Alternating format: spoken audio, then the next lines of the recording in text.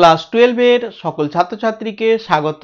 আজকে আমি তোমাদের ক্লাস 12 এর থার্ড সেমিস্টারের যে কারক আছে সেই কারক সম্পর্কে আলোচনা করব। দেখো, আগের দিন আমি তোমাদের কারক সম্পর্কে আলোচনা করেছি যে কারক কাকে বলে, কারক কয় প্রকার, কারক কি কি, বিভক্তি কয় প্রকার, বিভক্তি কাকে বলে, বিভক্তিগুলো কি কি, কোন কারকে কোন বিভক্তি হয়, কিভাবে কারক হয়, কারকের উদাহরণ দিয়ে ব্যাখ্যা ইত্যাদি সম্পর্কে বুঝিয়েছি। আজকে তোমাদের যেটা আলোচনা করব সেটা হচ্ছে কারকের সংজ্ঞাগুলো ধরে ধরে ব্যাখ্যা করব। তবে তার আগে বলবো, যারা ওই ভিডিওটা দেখোনি তারা আগে ওই ভিডিওটা দেখে তারপরে এসো এই ভিডিওটা দেখবে। কেননা এই ভিডিও দেখলে প্রথমেই কিন্তু বুঝতে পারবে না, মানে ওই ভিডিওর পরের অংশ হচ্ছে এই ভিডিও। আর সেই সঙ্গে শব্দরূপ দিয়েছিলাম 4টে: লতা, মুনি, নর, সাধু। এই শব্দরূপগুলো পারলে মুখস্থ করে নিয়ে এই ভিডিওটা দেখবে, তাহলে সুবিধা হবে। আর যারা ওই ভিডিওটা দেখেছো তাদের উদ্দেশ্যে কয়েকটা আমি প্রশ্ন করছি, প্রশ্নের উত্তরগুলো দেখি তোমরা জানা আছে কিনা কমেন্টে প্রথমেই জানাও। 1 নম্বর প্রশ্ন, কারক কয় প্রকার, কি কি? 2 নম্বর প্রশ্ন, বিভক্তি কয় প্রকার, কি কি? 3 নম্বর প্রশ্ন, কোন কারকে কোন বিভক্তি হয়?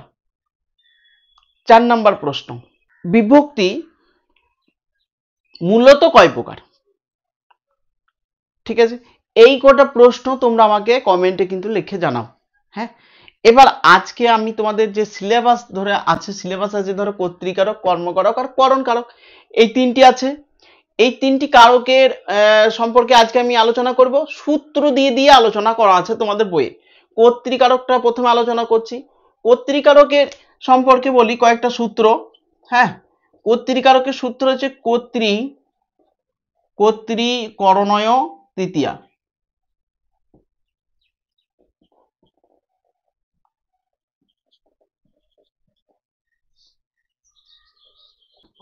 দেখো, কর্তৃকরণয় তৃতীয়া কথাটার মধ্যে আমরা দেখছি কর্তৃকরণ তৃতীয়া হয়, কর্তৃকরণয় তৃতীয়া। এবার এটাকে আমরা একটু ভাঙবো, বুঝবো। কথা হচ্ছে কর্তৃবাচ্যে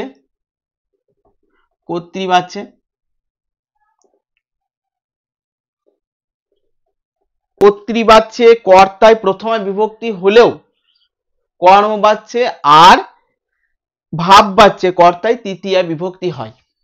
ঠিক আছে, কর্তৃবাচ্যে প্রথমা, কর্মবাচ্য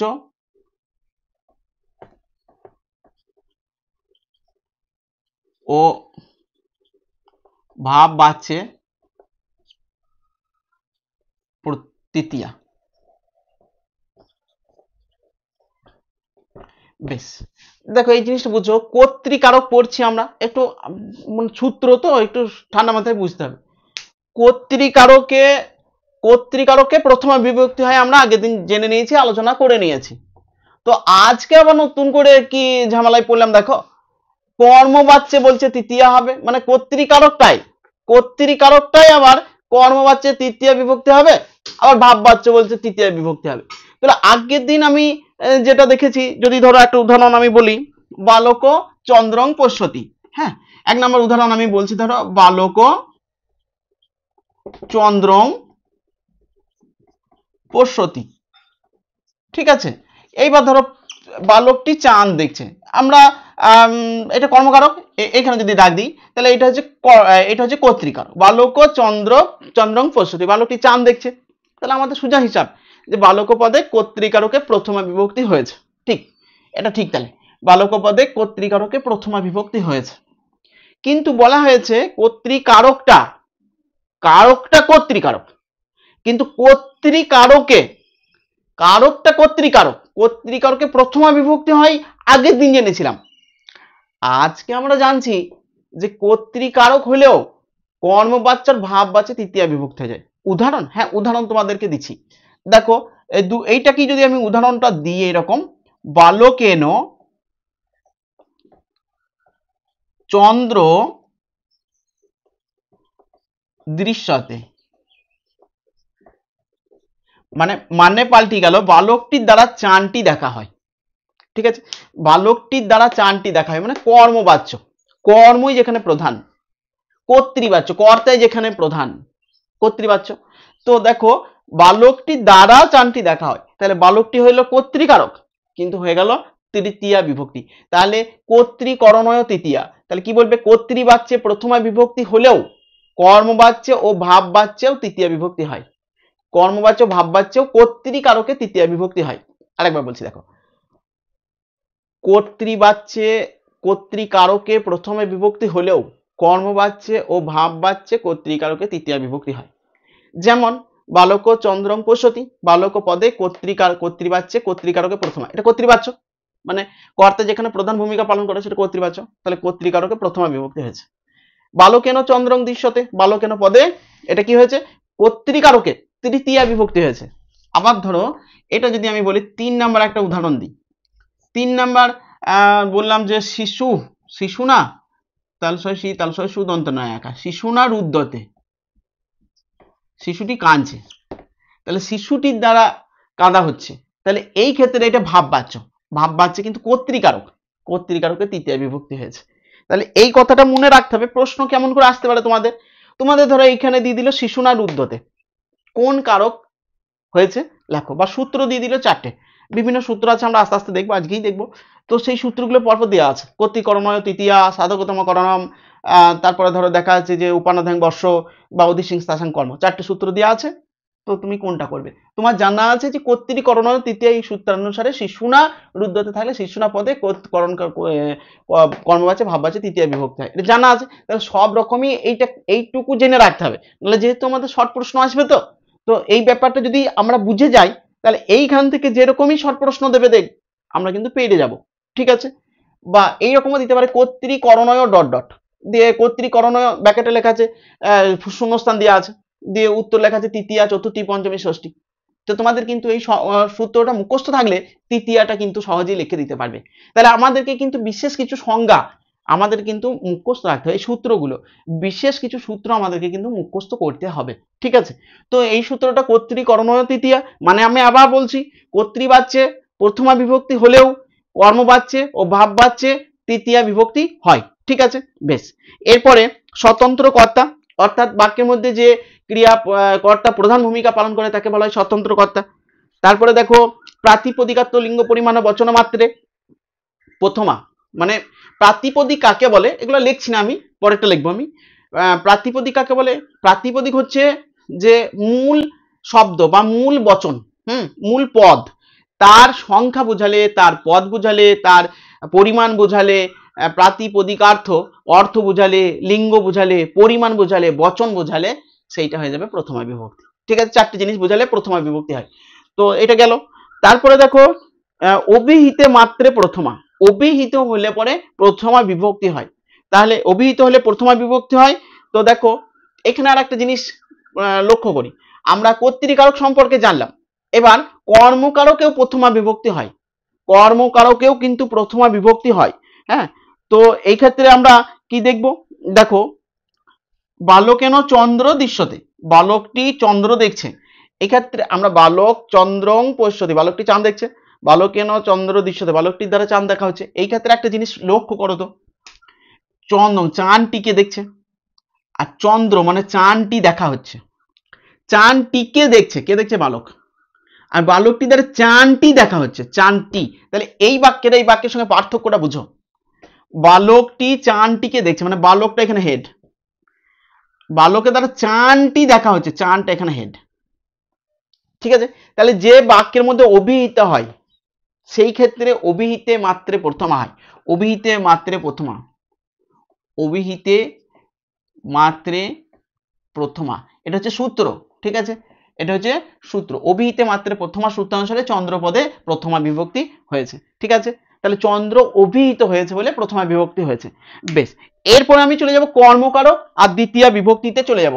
দেখো খুব সংক্ষেপে আলোচনা করে দিচ্ছি একবার, হ্যাঁ, গোটা ডিটেলসে অনেক বড় নোট হয়ে গেছে, ওদের এই 1 মাস ধরে টিউশনিতে চললো এই কারকের এই সংজ্ঞাগুলো সূত্রগুলো লেখানো, সেহেতু তোমাদের একদিনে তো বোঝানো সম্ভব নয় এটা, তো তবু আমি চাইছি আর কি শর্টকাটে লেখাইতে বুঝাইতে।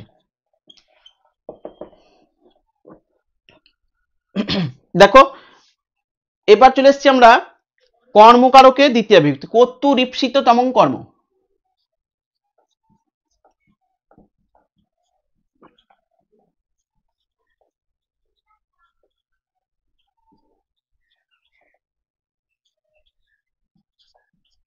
কর্তৃ ঈপ্সিততম কর্ম।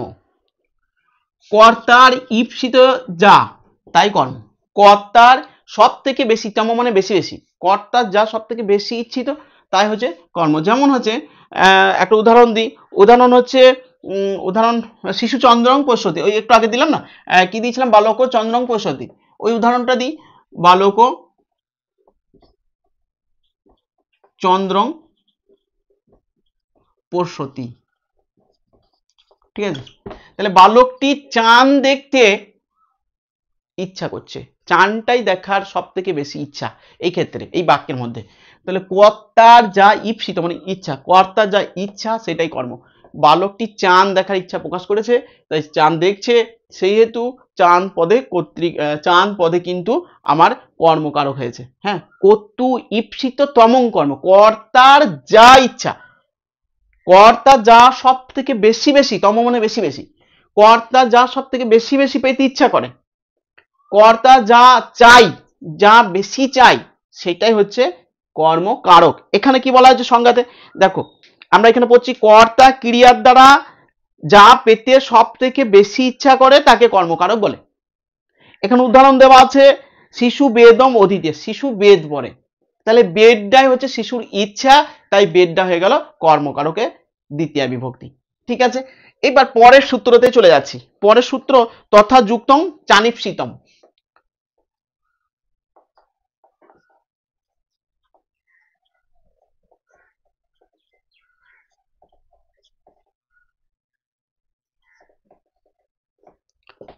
দেখো তথা যুক্তম চ অনিশ্চিতম, এখানে বলা হয়েছে কি, এখানে প্রথমে বলা হয়েছে কর্তার যা ইচ্ছা সব থেকে বেশি সেটা কর্মকারক, কর্তার ইচ্ছা না থাকলেও সেটাও কর্মকারক, কর্তার যাতে ইচ্ছা নাই সেটাও কর্মকারক। কেমন, একটা উদাহরণ দিচ্ছি, দেখো উদাহরণ গ্রামং গচ্ছন তৃণং পৃষ্যতি, গ্রামং গচ্ছন তৃণং পৃষ্যতি। বেশ, দেখো গ্রামং গচ্ছন তৃণং পৃষ্যতি, গ্রামে যেতে যেতে তৃণ স্পর্শ করছে, তৃণতে দাগ দিলাম, গ্রামে যেতে যেতে তৃণ স্পর্শ করছে, এখানে কর্তার ইচ্ছা সব থেকে বেশি ইচ্ছা কি, গ্রামং। ঠিক আছে, তাহলে গ্রামে যেতে যেতে তৃণং পৃষ্যতি, তৃণ স্পর্শ করছে। আমরা দেখো আমরা গ্রামের ছেলে তো, আমরা যখন কোনো আল দিয়ে কোনো জায়গায় যাচ্ছি, তো আমরা কিন্তু সেই জায়গার গন্তব্যস্থল, কিন্তু আমাদের অটোমেটিক দেখা গেল ধানে হাতটা ঠেকে যাচ্ছে, ধানের গাছে, দুই দিকে ধানের গাছ, তো ধানের গাছে দেখা গেল হাত ঠেকে যাচ্ছে, আমাদের কিন্তু ইচ্ছা নাই, অথচ হাতটা কিন্তু আমাদের ঘাসে ঠেকে যাচ্ছে। হ্যাঁ, বা সব সবুজ সুন্দর ঘাস, হ্যাঁ সেই ঘাসগুলোতে আমাদের একবার করে হাত দিতে মনে হচ্ছে। তাহলে এই যে মানে যাচ্ছি আমি অন্য জায়গায়, কিন্তু এইগুলোতে অনিচ্ছা সত্ত্বেও হাত দিয়ে ফেলছি, অনিচ্ছা সত্ত্বেও হাত দিয়ে ফেলছি, সেইগুলোতেও কিন্তু তৃতীয়া বিভক্তি। গ্রামং গচ্ছন তৃণং পৃষ্যতি, গ্রাম যেতে যেতে তৃণ স্পর্শ করছে। ঠিক আছে, বেশ, এরপরে সূত্র হচ্ছে অধিসিং স্থাসাং কর্ম।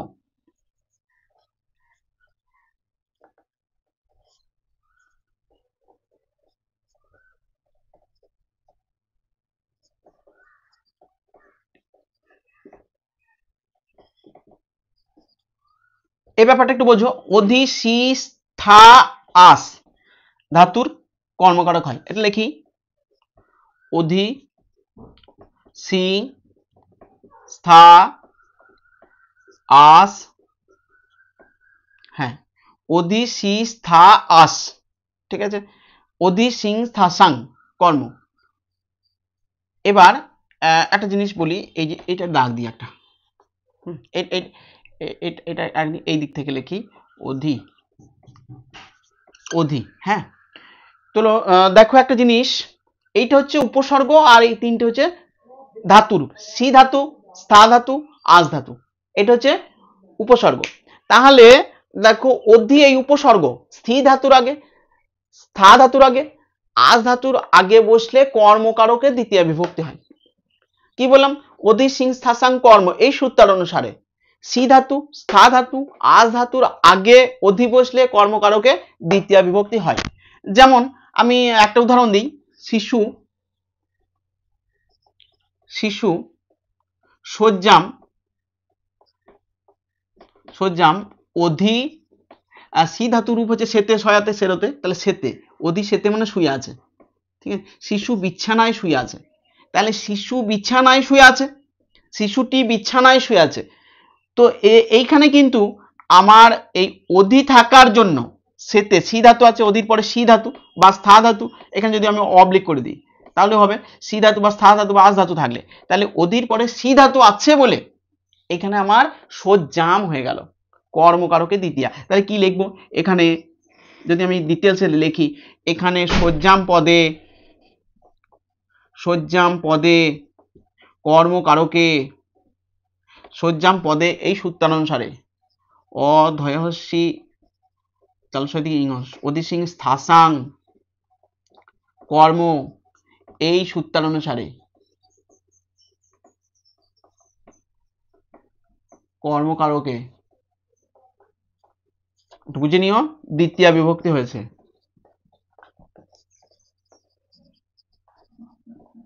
ডিটেলসে লিখলাম, এটা এটা হচ্ছে কারক, যদি আমার লিখতে দিত তাহলে এরকম করে লিখতে হতো।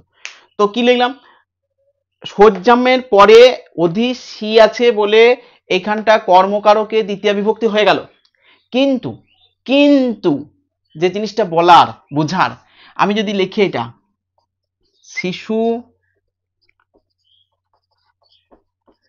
শয্যায়াম সেতে, দেখো শিশুটি বিছানায় শুয়ে আছে, এটাও বিছানায় শুয়ে আছে, এটাও বিছানায় শুয়ে আছে, কিন্তু পাল্টি গেল শয্যায়াম। আমি তোমাদেরকে বলেছিলাম যে এই ভিডিওটা দেখার আগে ওই নরমুনি লতা ফল এগুলো মুখস্থ করতে, তা লতা শব্দ লতায়াম সপ্তমী, সপ্তমীতে অধিকরণ কারক হয়, তাহলে শিশু বিছানায় শুয়ে আছে, তাহলে এটা অধিকরণ কারকের সপ্তমী হয়ে গেল। কিন্তু এখানে কিন্তু দেখো হলো বিছানায় শুয়ে আছে, এখানে কিন্তু হয়ে গেল কর্মকারকের দ্বিতীয়া। তাহলে আমরা আগের দিন শিখেছি এক রকমের, আর আজকে শিখছি আর এক রকমের। আগের দিন বলেছিলাম কিন্তু যে আমার অধিকরণ কারকের সপ্তমী হয়, কর্মকারকের দ্বিতীয়া হয়, ঠিক আছে, কিন্তু একটাই পদ, একটাই শব্দ বিছানাটা, এইটাই অধিকরণ কারক হয়ে যাচ্ছে, আবার এটাই দেখো কর্মকারক হয়ে যাচ্ছে। তা কেন? তা হচ্ছে এই সূত্রের শক্তি, এই সূত্রের ক্ষমতা বলে, সূত্রের ক্ষমতা বলে আমার এইখানে বলা হয়েছে সি ধাতুর আগে যদি অধি থাকতো তাহলে এই অধিকরণ কারক না হয়ে কর্মকারকে দ্বিতীয় বিভক্তি হতো। বোঝা গেল ব্যাপারটা? দেখো সি ধাতু মানে সেতে মানে সি ধাতু, সি ধাতু, সি ধাতুর আগে এই অধি যদি থাকতো তাহলে এই সজ্জামটা সজ্জায়ামটা না হয়ে সজ্জাম হয়ে যেত, এর এতটা ক্ষমতা পাওয়ার চলে আসতো। তাহলে অধি এই উপসর্গের পরে আমরা সাধারণত যেটা জানি সি ধাতু, স্থা ধাতু মানে থাকা, আস ধাতু মানে থাকা, তাহলে এই সি স্থা আস ধাতু এই তিনটে ধাতু অধিকরণ কারকের অর্থেই ব্যবহৃত হয়, এই তিনটে ধাতু অধিকরণ কারকের অর্থেই ব্যবহৃত হয়। কিন্তু এই অধি এই উপসর্গটা যদি বাই চান্স এই তিনটে ধাতুর আগে থেকে যায় তাহলে কর্মকারকে দ্বিতীয় বিভক্তি হয়। ঠিক আছে, ক্লিয়ার হয়েছে? তাহলে অধি সিং স্থাসাং কর্ম এই সূত্রানুসারে অধি এই উপসর্গ সি ধাতু, সা ধাতু, আস ধাতুর পূর্বে যদি থাকে তাহলে অধিকরণ কারক না হয়ে কর্মকারকে দ্বিতীয় বিভক্তি হয়। ক্লিয়ার? যদি কোনো অসুবিধা থাকে কমেন্টে জানাবে, পরের সূত্রগুলো আলোচনা করছি, আজকেই সব আলোচনা করে দিচ্ছি দেখো, কারণ কুচকুচ করে আলোচনা করলে অনেক কটা ভিডিও করতে হবে, অত সময় পাওয়া যাবে না। বেশ, তো দেখো এরপরে উপান্ন ধ্যান বর্ষ,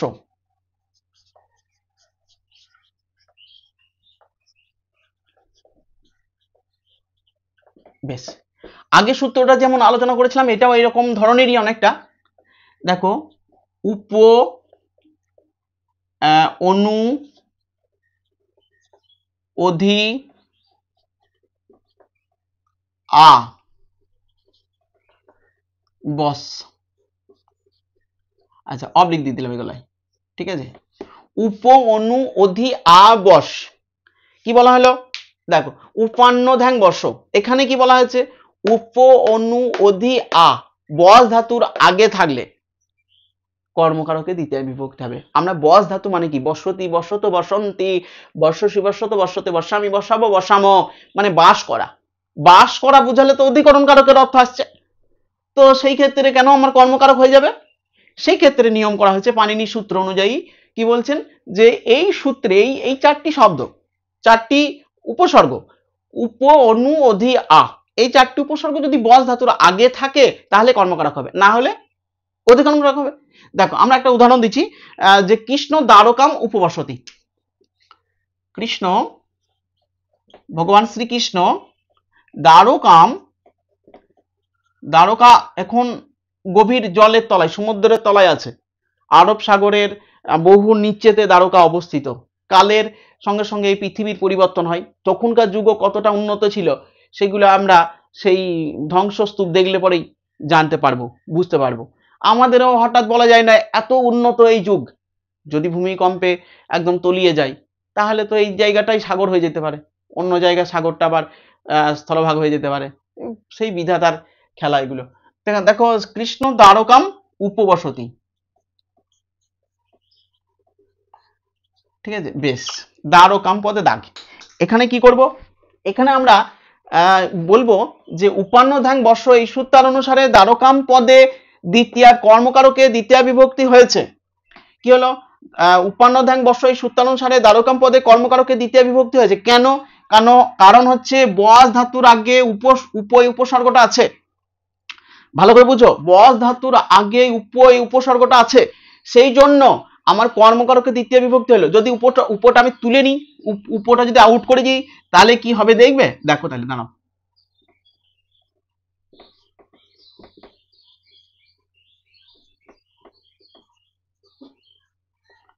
কি হলো, কি দাঁড়ালো, কৃষ্ণ দ্বারকায়াম বসতি, কৃষ্ণ দ্বারকাতে বসবাস করে, তাহলে এইটা হয়ে গেল অধিকরণ কারকের সপ্তমী। যারা শব্দটা মুখস্থ করেছো তারাই কিন্তু ভালো করে ধরতে পারছো, ক্যাচ, লতায়াম দ্বারকায়াম, লতাম দ্বারকাম, হ্যাঁ, তাহলে এটা কর্মকারকের দ্বিতীয় বিভক্তি, আবার এটা হয়ে গেল অধিকরণ কারকের সপ্তমী বিভক্তি।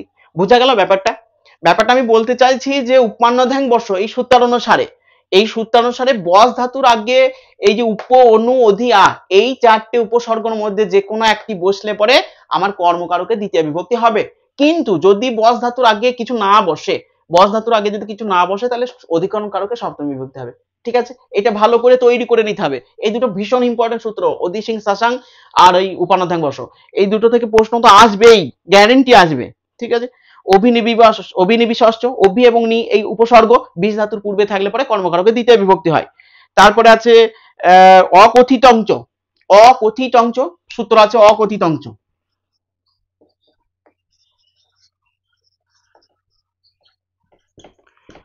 এই সূত্র অনুসারে বলা হয়েছে যে দুজাত, দুহ জাজ পচ দণ্ড রুধি প্রচ্ছ চি বুরু শ্বাস মন্ত মুষ হ্রি নি কৃষ বস, এই ধাতুগুলো যদি থাকে তাহলে পরে দুটো কর্মকারক হয়।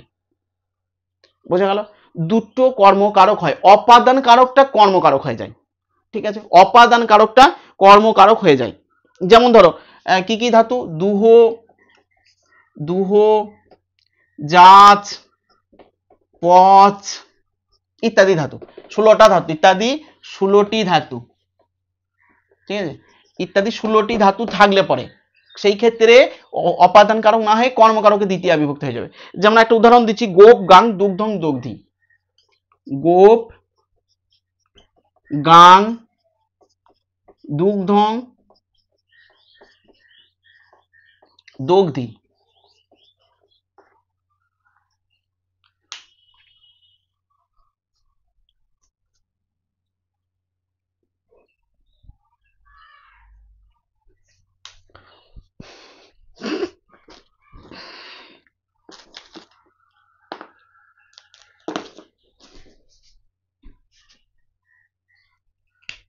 গোপ ও গাং দুগ্ধং দগ্ধি, ঠিক আছে, দেখো গাং দুগ্ধং এই দুটো, গোপ ও গাং দুগ্ধং দগ্ধি, গোপ গরু থেকে দুধ দয়েছে, তাহলে হিসাব আমার হচ্ছে গরু থেকে, গা হতো মানে পঞ্চমী বিভক্তি হওয়া, গরু থেকে, থেকে বুঝালে পঞ্চমী বিভক্তি হয়, অপাদান কারক হয়, হওয়ার কথা ছিল, কিন্তু তা না হয়ে এই যে দগ্ধি, দুহ, দুহ ধাতু থেকে আসছে, এই যে দুহ, দুহ ধাতু থেকে দগ্ধিটা আসছে বলে অপাদান কারক না হয়ে কর্মকারকে দ্বিতীয়া বিভক্তি হয়ে গেছে। সেই রকম অকথিতঞ্চ সূত্রানুসারে 16টি এই ধাতুরূপ, 16টি ধাতুরূপের ক্ষেত্রে কেবল ব্যতিক্রম যে 16টি ধাতুরূপ যদি থাকে তাহলে সেই সব জায়গায় অপাদান কারকটা না হয়ে কর্মকারকে দ্বিতীয়া বিভক্তি হয়ে যাবে। এটা মুখস্থ করতে হবে, তৈরি করতে হবে, 16টা উদাহরণই একবার মনে রাখতে হবে। বেশ, তারপরে চলে যাব দ্বিতীয়া বিভক্তিতে। কালার ধনর অত্যন্ত সংযোগে দ্বিতীয়া। কালার ধন ধয়ে বয়ে দন্ত নয়ুকার র তয়ে জ ফেলা দন্ত নয় অত্যন্ত সংযোগে, সংযোগে দ্বিতীয়া। ঠিক আছে, বেশ, কালার ধনর অত্যন্ত সংযোগে সূত্রটা, কালার ধনর অত্যন্ত সংযোগে, এটা হচ্ছে সূত্র। দ্বিতীয়টা আমি লিখলাম। কাল মানে হচ্ছে সময়, অর্ধন মানে হচ্ছে পথ, অত্যন্ত মানে হচ্ছে দীর্ঘ, সংযোগ মানে হচ্ছে যুক্ত। বেশ, এবার আমরা সূত্রটা ব্যাখ্যা করি। পদবাচক সময়বাচক শব্দ বুঝালে পরে কালার ধনর অত্যন্ত সংযোগে দ্বিতীয়া হয়। যেমন স মাসং পঠতি, সে 1 মাস ধরে পড়ছে, তাহলে 1 মাস পদবাচক শব্দ এবং দীর্ঘস্থায়ী বোঝাচ্ছে। দীর্ঘ সময় বোঝালে পদবাচক শব্দ দীর্ঘ সময় বোঝালে পরে মাসং পদে কর্মকারক নয় দ্বিতীয়া বিভক্তি শুধু বলবে, এক্ষেত্রে কর্মকারক হবে না। তাহলে স মাসং পঠতি, তাহলে মাসং পদে দ্বিতীয়া বিভক্তি হয়েছে। স মাসং পঠতি, সে 1 মাস ধরে পড়ছে। ঠিক আছে, বেশ, এরপরে পরে সূত্র চলে যাচ্ছি। অভিত পরিত সময়া নিকষা হা প্রতি যোগে অপি। অভিত পরিত সময়া নিকষা হা প্রতি যোগে অপি, এই সূত্রটা তোমরা একবার বইটা খুলে দেখে নাও যে অভিত পরিত সময়া নিকষা হা প্রতি যোগে অপি, এই সূত্রটা আমি লিখছি না, এই সূত্র বলে ওই যে অভিত পরিত সময়া নিকষা হা প্রতি, এই শব্দগুলির মধ্যে যে কোনো একটি থাকলে এই শব্দগুলি যোগে দ্বিতীয়া বিভক্তি হবে। এছাড়াও উভয়ত বিনা নিকষা এইসব শব্দ যোগে দ্বিতীয় বিভক্তি হয়। আর তোমরা যে বইটা নিয়েছো সবাই নিজের বই খুলে দেখো, পেয়ে যাবে সূত্রগুলো, কেবল আমি একবার আলোচনা করে দিলাম। বেশ, এরপরে দেখো দিব্য কর্মচ তৃতীয়া। করণ কারকে তৃতীয়া বিভক্তি হয় আমরা জানি, তবে করণ কারকের ক্ষেত্রে একটা জিনিস মনে রাখো, বেশিরভাগ ক্ষেত্রে তৃতীয়া বিভক্তি হয় কিন্তু তৃতীয়া বিভক্তিগুলো কারক হয় না। তৃতীয়া বিভক্তিগুলো কারক তোমাদের খুব কমই হয়। তো দেখা গেছে যে কর্তৃকরণয় তৃতীয়া, আগে সেই আমরা লিখলাম প্রথমেই কর্তৃকরণয় তৃতীয়া, কর্তৃকারকে এবং করণ কারকে তৃতীয় বিভক্তি হয়। যেমন রামেন বানেন রাবণ হত, রামেন বানেন, রামে ন নরে ন, যারা শব্দরূপ করেছো বুঝতে পারছো, রাম হওয়ার কথা ছিল রামে ন হয়ে গেল, মানে কর্তৃকারক তৃতীয় বিভক্তি হয়ে গেল। তাহলে কর্তৃকারক তৃতীয় বিভক্তি হয় অনেক ক্ষেত্রে। সহযুক্ত অপ্রধানে, তাহলে অপ্রধানে মানে যে অপ্রধান, যে প্রধান নয়, সে যদি সঙ্গে থাকে প্রধানের তাহলে সে তৃতীয় বিভক্তি। আমি বাবার সঙ্গে লাভুর যাচ্ছি, তাহলে বাবার সঙ্গে আমি, বাবা আমি হয়ে গেছে এখানে প্রথমা, আর বাবা হয়ে যাচ্ছে তৃতীয়া। বা পিতার সঙ্গে পুত্র, পিতার সঙ্গে পুত্র যাচ্ছে, তাহলে এরকম যদি লিখি পিত্রা, পিত্রা যদি লিখি এটা পিতা পুত্রেণ সহ, পিত্রা সহ পুত্র গচ্ছতি, পিত্রা সহ, এটা যদি আমি এরকম লিখে ফেলেছি যখন আর কাটবো না, পুত্র গচ্ছতি। তাহলে এখানে পুত্র, বাবার সঙ্গে পুত্র যাচ্ছে, হ্যাঁ বাবার সঙ্গে ছেলে যাচ্ছে। বা এখানে যদি লিখি পুত্রেণ পিতা, পিতা পুত্রেণ সহ গচ্ছতি, পিতা পুত্রেণ সহ গচ্ছতি। দেখো এইটা বলা হয়েছে সহ শব্দ, সহযুক্ত অপ্রধানে, সূত্রটা সহযুক্ত অপ্রধানে, দেখতে পাচ্ছ সহযুক্তে অপ্রধানে। ঠিক আছে, এই সূত্রটা, এই সূত্র বলে সহযুক্ত থাকলে, সহ শব্দ থাকলে পরে সেক্ষেত্রে তৃতীয়া বিভক্তি হয়। যেমন পিতার সঙ্গে পুত্র যাচ্ছে, তাহলে পিতা হয়ে গেল তৃতীয় বিভক্তি। পিতা পুত্রের সঙ্গে যাচ্ছে, তাহলে পুত্র হয়ে গেল তৃতীয় বিভক্তি। ঠিক আছে, এরপরে দেখো জেনাঙ্গ বিকার, জেনাঙ্গ বিকার, এই সূত্রটা জেনাঙ্গ বিকার। দেখো এখান থেকে আমরা কটা জিনিস পাচ্ছি, জেন, জেন, জেন, এটা জেন অঙ্গ বিকার। এই কথাটা আমি তোমাদেরকে বলি, যে অঙ্গের বিকার পরিলক্ষিত হয় সেই অঙ্গে তৃতীয়া বিভক্তি হয়। এই ক্ষেত্রে আমরা একটা উদাহরণ বাস্তব দিয়ে যদি দেখি, যে কেউ ধরো চোখে কানা, তাহলে ওই অঙ্গের বিকার, বিকার মানে হচ্ছে বিকৃতি, তো সেই অঙ্গটাই তৃতীয়া বিভক্তি হবে, ঠিক আছে। যেমন ধরো কেউ পায়ে খোঁড়া, তাহলে পাটা হয়ে যাবে তৃতীয়া বিভক্তি। যেমন ধরো কারোর পিঠে কুঁজ, তাহলে পিঠটা হয়ে যাবে তৃতীয়া বিভক্তি। যেমন কারোর মুখটা বেঁকা, তাহলে তার মুখটা হয়ে যাবে তৃতীয়া বিভক্তি। তো এইরকম আর কি, কোনো আমাদের তো অঙ্গ নর্মাল অঙ্গ যেরকম সবারই, তো সেইখানে যদি কোনো বিকৃতি দেখা দেয়, তাহলে সেই বিকৃতির জায়গাটায় একটা তৃতীয়া নিয়ে যাবে, স্ট্যাম্প বসিয়ে দেওয়া না, সেই জায়গাটা হচ্ছে তৃতীয়া, ঠিক আছে, সেই জায়গাটাকে বলা হয় তৃতীয়া। যেমন আমি উদাহরণ দিচ্ছি, ধরো শিশু শিশু পাদেন খঞ্জ, শিশুটি পায়ে খোঁড়া, তাহলে পায়ে হচ্ছে তৃতীয়া বিভক্তি। তারপর বললাম স চক্ষুষা কানো, সে চোখে কানা, তাই চোখে হলো তৃতীয় বিভক্তি, কোনো কারক হবে না, ঠিক আছে, এটাতে কোনো কারক হবে না। বেশ, এই তো ছিল তোমাদের কারক সম্পর্কে আলোচনা। কর্তৃকারক, কর্মকারক, করণকারকের সম্পর্কে আমি সংক্ষেপে আলোচনা করলাম এবং তাড়াতাড়ি আলোচনা করার চেষ্টা করলাম। তোমাদের এর পরেও যদি কোনো সূত্র, আরো অনেক কটা সূত্র আছে আলোচনা করা হলো না, তো যদি তোমাদের কোনো সূত্র বুঝতে অসুবিধা হয় তাহলে আমাকে জানাবে, এই জায়গাটা বুঝতে পারিনি বা এই সূত্রগুলোর মধ্যে কেমন বুঝেছো কমেন্টে কিন্তু তোমাদের রিপ্লাইটা অবশ্যই দিবে এবং একটি লাইক করবে আর সাবস্ক্রাইব তো অবশ্যই করবে, ঠিক আছে। কোনো রকমের কোনো সমস্যা থাকলে বলবে, এর পরের দিন অন্য একটা টপিক নিয়ে আলোচনা করা হবে, ঠিক আছে। ভালো থাকো, ভালোভাবে পড়াশোনা করো।